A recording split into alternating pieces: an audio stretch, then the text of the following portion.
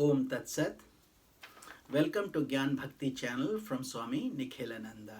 My humble prostrations to the all-pervading Brahman, to my worshipful Guruji, Swami Jyotirmayanandaji Maharaj, to Ram Parivar and all sages and saints, and to each of you divine soul watching today's satsang. We are currently covering the scripture Mysticism of Ramayana. Commentary is by my Guruji, Swami Jyotirmayanandaji, narrated by myself, Swami Nikhilananda. So let's get started on today's satsang. We had yesterday covered Lord Rama's birth and the impact in the palace and with the queen and the king. In the Ramayana, Kaushalya is the perfect example of Vatsalya Bhav, the divine sentiment of loving God as a child with the selfless intensity of perfect parental love, motherly love. She exemplifies the attitude that the divine self can be encompassed in human consciousness just as a child is encompassed in a mother's arms with exceedingly tender love and without any expectation. So when you are bringing God as your child, you don't ask anything from a child. You just serve selflessly with love and compassion and just enjoy the glories and the leelas. Rama's revealing his divine nature overtly to his mother on several occasions is a reminder that an advanced practitioner of Vatsalya Bhav can lift the illusion of the parent-child relationship at any time and see the Supreme Self as the true object of his love. So this is for advanced sadhaks, spiritual aspirants who are walking on this path where we use these scriptures, Ramayana, Mahabharata, etc. as guiding lights. Though through divine feeling, the mind soars beyond human realities into a universe that encompasses all. But then it comes back and again to that child form, which becomes the basis of it. Of attaining cosmic consciousness, Brahma Darshan. Though Vatsalya Bhava appears like normal parental love, it is only a semblance of those emotions. In reality, it is a surge of higher feeling towards God, transcending time and space and all limitations of the mind.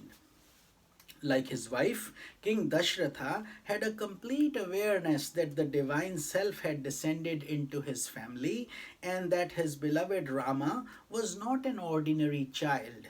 However, he reverenced Lord Vishnu for bringing him the delight of parental fulfillment while leading him to liberation, the ultimate goal of all love.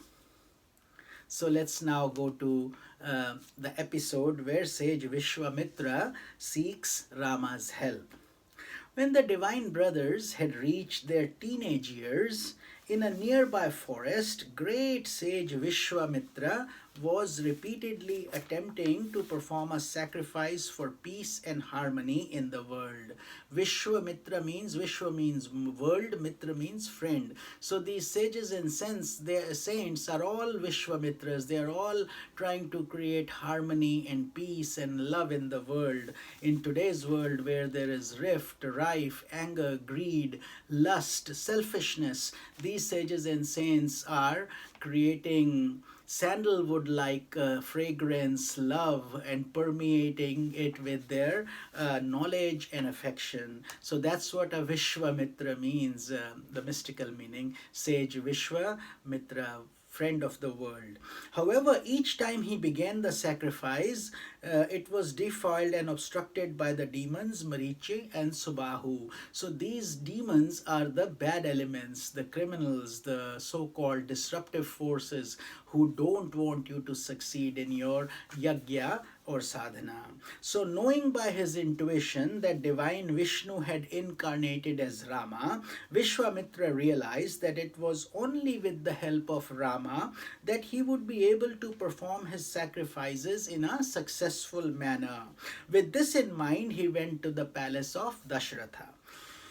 Dashratha welcomed Vishwamitra with great reverence and said, "O sage, please tell me what I can do to serve you." In those days, sages and saints were given a higher platform than kings and people with a lot of money and palaces. That they were subservient to sages and saints because wisdom was given the highest place. Enlightenment was the highest goal which these sages possessed. So this is what Dashratha also did. He revered the sage and he said, "If there is anything you want, I will surely give it to you."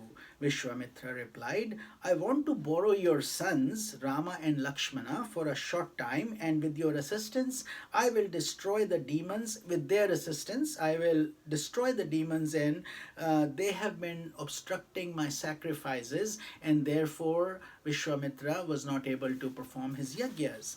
When King Dashratha heard this, he was terribly sad and upset because he did not want to part from Rama for even a short time. But he had promised to give Vishwamitra whatever he asked for. So he tried to convince the sage that such tender young boys would never do such a deed, and he even offered to fight the demons himself rather than send the children. At this point in the story, in the Ramayana of Tulsidas, sage Vasishtha pleaded with the king in various ways until all doubts were gone. However, in the scripture, great scripture Yoga Vasishtha, written by sage Valmiki, after he had completed his Ramayana, there is a slight different sequence of events. So different sages and saints, when they write these stories and scriptures, they impart the wisdom in different ways. So they're not to be taken as historical facts or literally. You have to nourish your soul and your roots with it.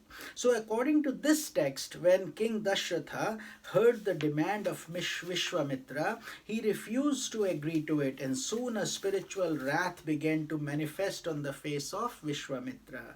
Seeing this and knowing that the sage's wrath could destroy the whole of Ayodhya, sage Vasishtha came forward and urged the king to bring forth Rama and Lakshmana. This Yoga Vasishtha scripture is also called Maharamayana. It's a very pure, very deep scripture, and we cover this every Friday evening at 7:30 p.m. Pacific Standard Time. We are in Sacramento, California. So we do it every Friday evening on Facebook Live. And we have been covering it for many, many years now. It's such a profound scripture. So if you are interested, you are welcome to join us at that time under Swami Nikhilananda on my Facebook profile. You may want to send me a friend request if you're hearing this for the first time and if you would like to learn more about Yoga Vasishtha. But it's a beautiful, profound scripture. When Rama was brought to the capital, Dashratha said to Vishwamitra, "How can I give Rama to you when he is always sickly, withdrawn, and pensive of late, and would not be of any use in this difficult work?" So Rama had done a Tirath Yatra, a spiritual journey, and dispassion had come into him. So therefore he was not a cheerful teenager. He was more, hanging on to himself and a little dejected because he didn't see the purpose of life after doing all that. And that's a whole episode in Yoga Vasishtha that we had covered, or you can separately read as well. Vishwamitra replied, "Do not worry, we will examine Rama and find the root cause of his troubles, and we will cure him." Rama then explained how his mind was unable to delight in the perishable objects of the world, and he gave a very elaborate description of the vanity and emptiness of life. Imagine this coming from a teenage years, Lord Rama. Hearing these words, Vishwamitra requested that sage Vasishtha impart spiritual teachings to enlighten Rama regarding his essential nature, which is the whole process of spirituality.